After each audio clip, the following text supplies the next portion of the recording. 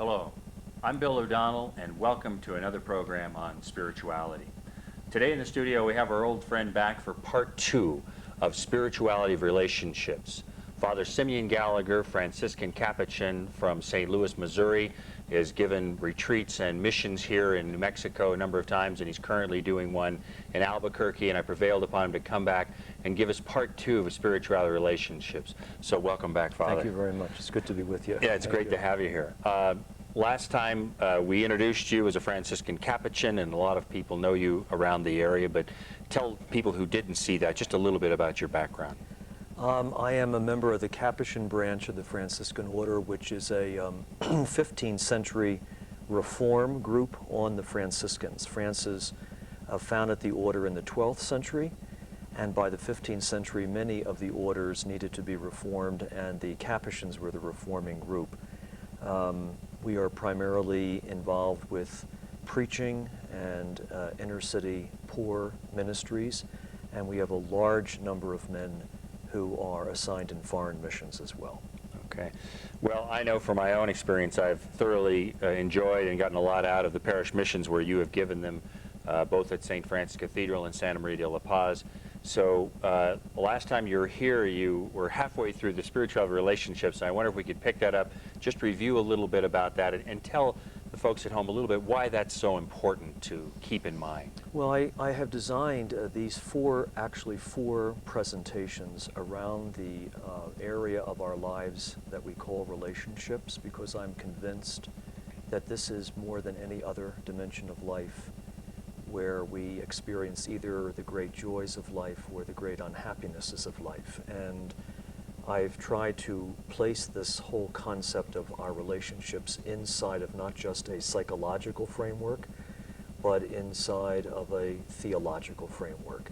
That's why the title of these presentations is A Spirituality for Relationships, because we need to find God in each other, and we need to continually go back to the relationship that we have with God, which of course is the primordial relationship of life. That's the relationship out of which all the other relationships arise, and it's back to that relationship that we must go to learn what we need to do to build better relationships with each other. So as the week progresses, I spoke the first evening, which I think is on Spirituality tape number 1, about faith and trust and confidence.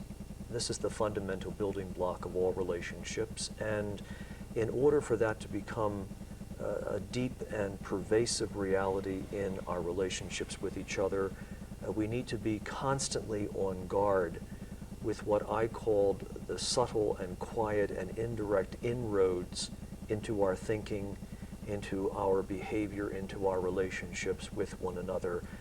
3 forms of practical atheism. And I realize that that's a kind of a strange term, but we believe in God, but from a practical point of view, we often don't find him in each other. And I think it's because we allow our attitude to each other to become very negative. As we grow older, I think some of us don't get smarter, and we don't become introspective, we don't become reflective, and we become negative, and we become almost fascinated by brokenness and fragmentation, and our first reaction to everything is always a negative reaction. And that comes right out of a lack of reflection in our own lives? Well, I think that we become hollow and shallow and superficial people as a result of falling into this negativity. And that first atheism, the atheism of what I call the atheism of the eye, which is to say, when I look at you, when I look at the church, when I look at the world, all that I pick up on is what's broken and not what's whole.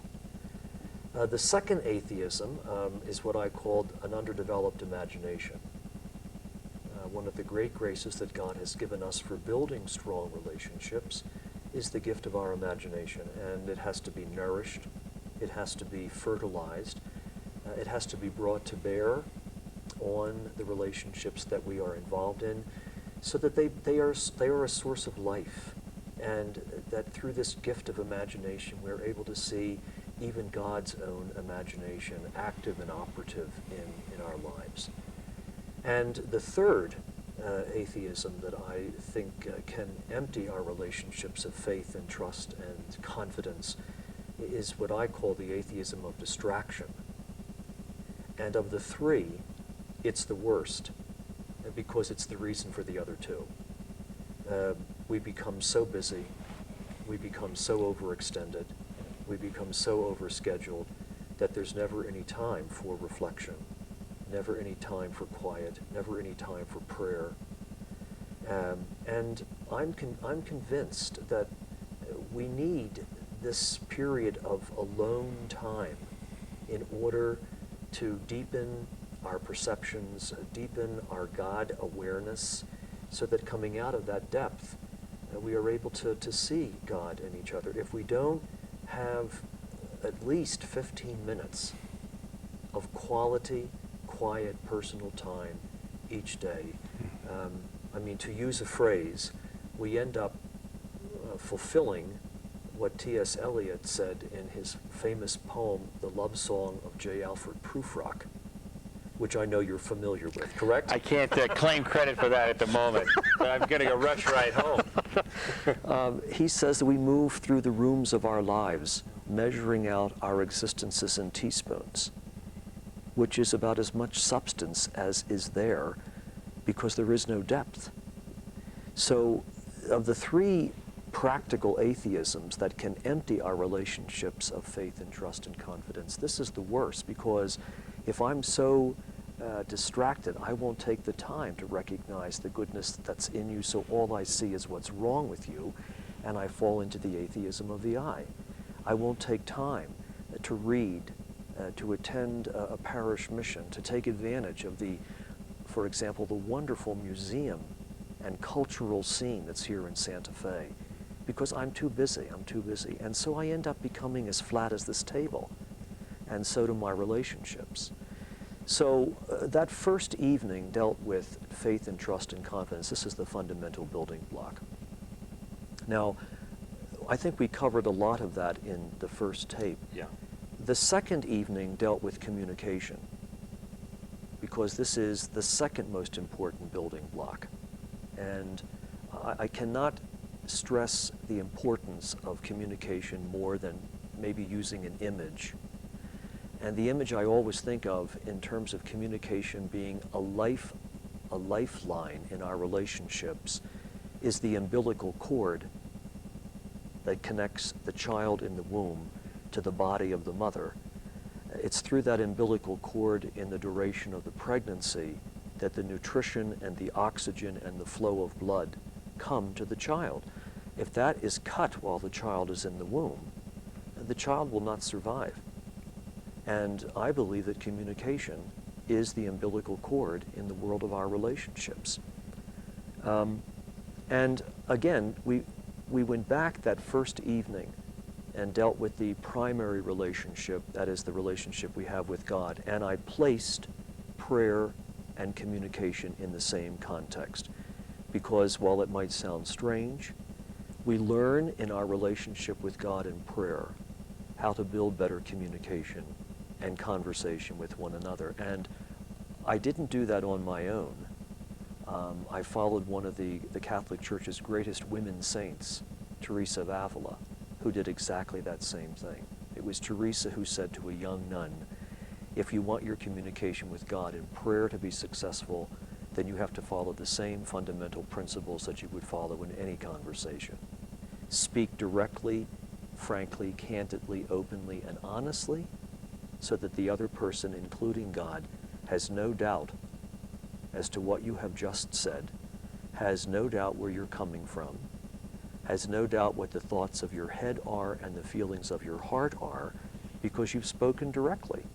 And then Teresa said to the young nun, the second principle is that once you have done that, respect the other person enough to sit still and to listen so that they can respond directly, frankly, candidly, openly, and honestly back to you.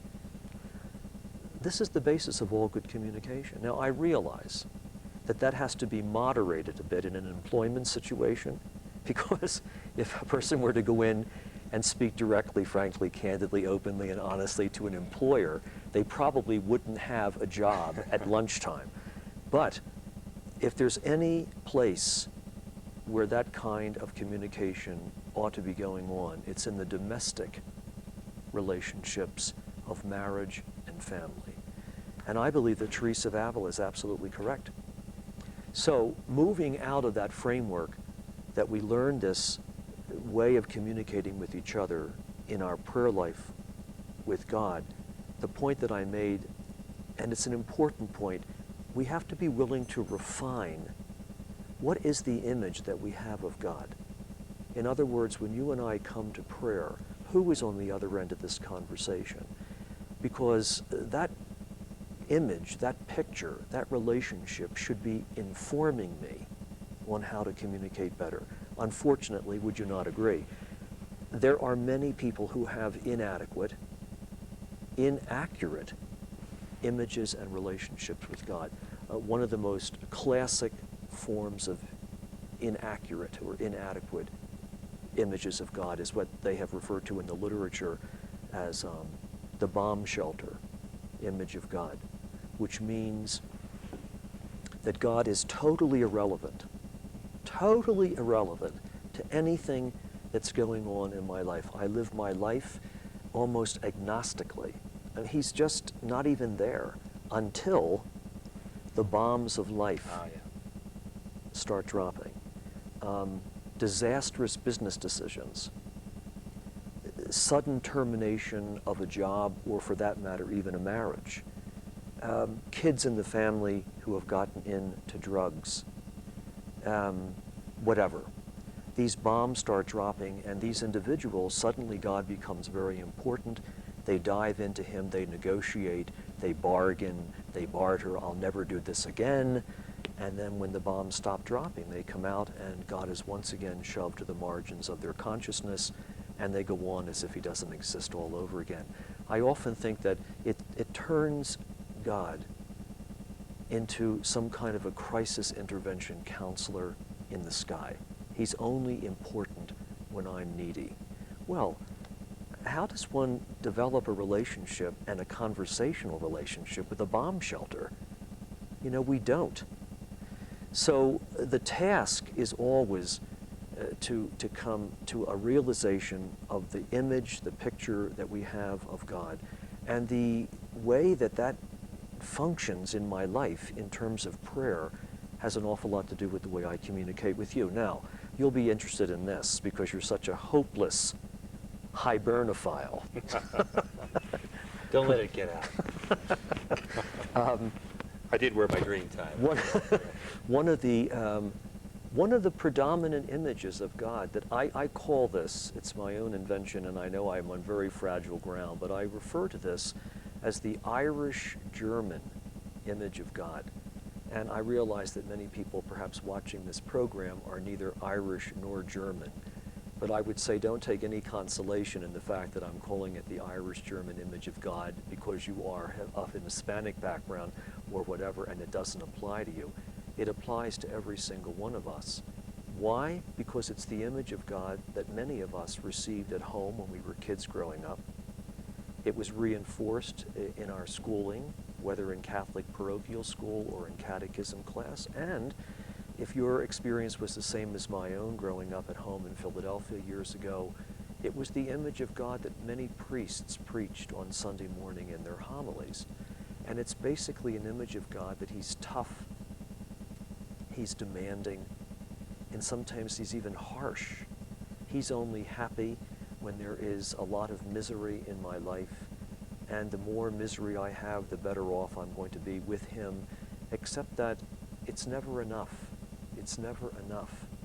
And I believe that this image of God, in its negative dimensions, has had negative repercussions on our lives in many directions. I think it has created, in many cases, low self-esteem. There are people who will struggle all of their lives with low self-esteem. They're never good enough. Whatever they do, it isn't enough. and on and on. Where does this come from? I think it has infiltrated into our professional lives. There are people who work and work and work, and they go out to work in the morning before their family is up. They come back to the house at night when the family is already in bed. Work has become an addiction. But for what reason? They're trying to prove themselves to somebody, but to whom? You know, all of their significant relationships are disintegrating because they have to put another hour in at the office, spend Saturday morning again at the office. They're never available, trying to prove themselves. And I do believe it has infiltrated into our moral lives. How so? Well, I think that we can all look back on our lives and remember things that we said that should never have been said. Perhaps things that we did that we should never have done. And thanks be to God, in the Catholic community, we have the sacrament of reconciliation. This is an enormous act of God's mercy in our life. We can go, we can confess our sins, know that the sins are forgiven, and that this sacrament breathes a new life into us, and we are able to pick up the pieces and do the best we can with the future. Unfortunately, many people, they don't forgive themselves. They're forever holding their feet to the fire. And I think that this idea of God being harsh and demanding has infiltrated into our moral lives in the sense that God has forgiven us, but we can't forgive ourselves. So we spend our senior and declining years filled with guilt, filled with anxiety, filled with fear of death and what's waiting for us on the other side, when what's waiting for us on the other side is a God of enormous compassion and mercy and forgiveness.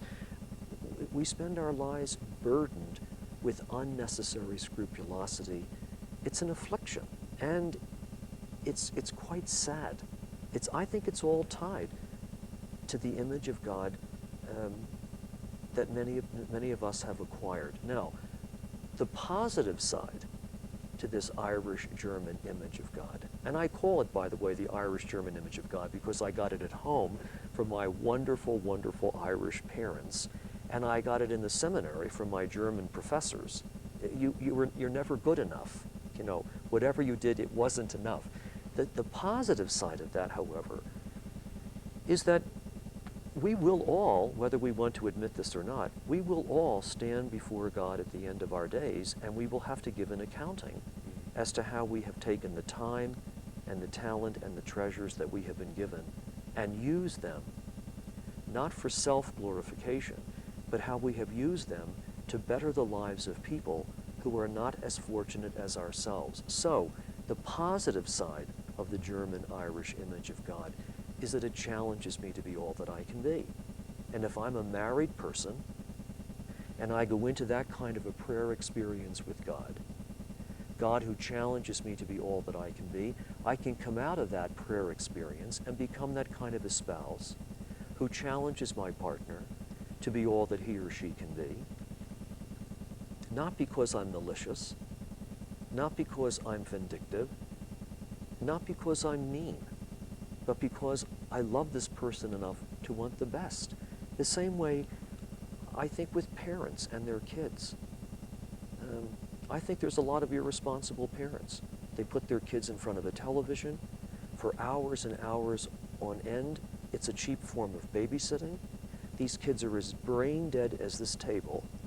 I've taught these kids. They have no imagination because a box has been doing their thinking for them. Even though we are on this box this afternoon, nonetheless, I believe that parents should be parental enough to say to the kids, turn off the television, turn off the personal computer, and go up to your room and feed your mind with positive images through reading. Challenge the kid to become all that the kid can be. So this image of God has an awful lot to do with the way we communicate. We learn how to communicate with love and challenge and so forth in our relationships with each other because we deal with a God who does the same thing to us. And he does it not because he hates us, not because he's malicious and vindictive and mean, but because he wants the best from us.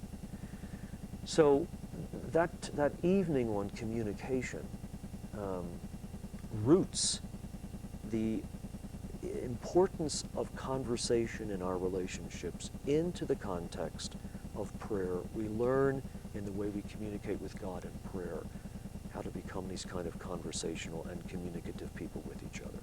I was curious when you were mentioning that, what happens when people, one person wants to communicate, the other can't? What advice have you had for people who've come to you for counseling or in the sacrament of reconciliation? Well, I think that spouses know each other fairly well, and I always suggest, unless it's a really hard nut to crack, and there are indeed those kinds of situations, I always suggest leaving books on communication lying around in the house. If someone, for example, has come up with a television program that has helped them, maybe to ask the spouse or whoever it is to sit and listen. I do believe that it's important that we know each other's friends, and maybe tapping into a friend who can come in, so to speak, through the back door and provide some kind of a format of communication. And I believe, of course, that prayer is a way of reaching across the divides that separate us, and we can tenderize each other's hearts through prayer and intercessory prayer in ways that we would never be able to do in direct communication. I know that that might sound hopelessly naive, but I have seen this happen time and time again.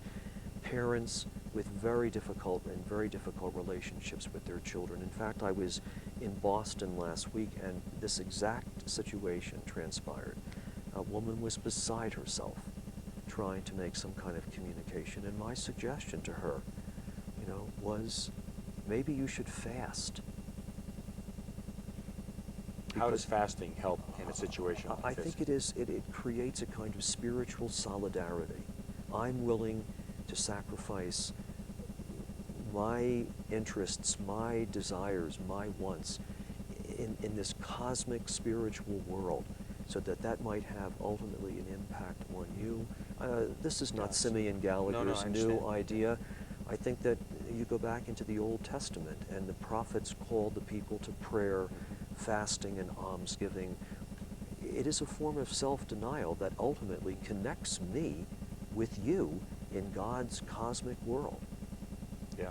We've only got about 5 minutes left, but in that period of time, at what point do you recommend that couples go to counseling, whether they're married or not, to try and initiate it, or in a couples retreat or something of that nature? Well, I think that they should go as soon as possible, because relationships are so fragile, and sometimes out of nothing but sheer selfishness, we get ourselves into impasses with each other, and we need the help of a third party, a referee, a mentor, a professional person who will help us to see things more clearly and put the issues on the table and deal with them more intelligently. Yeah. I know in my own experience, and I'm sure it's in yours because I know that you work out as well, but my own experience has found that if I'm not getting enough exercise and rest, it doesn't matter what's happening around me, right, but a tendency is to go into a negative space just simply because I'm not taking care of myself. Right. Often people just tend to forget about that their body is the temple of the Spirit, and they need to do temple maintenance and to take care of themselves as part of self-love or of loving God. If you don't love yourself as a child of God, and I think a lot of people forget that. Right. Well, I mean, it's the basic law that Jesus laid down: love your neighbor as you love yourself. We can't reach across divides if we have a negative image of ourselves. He loves us. Why can't we love ourselves? Yeah.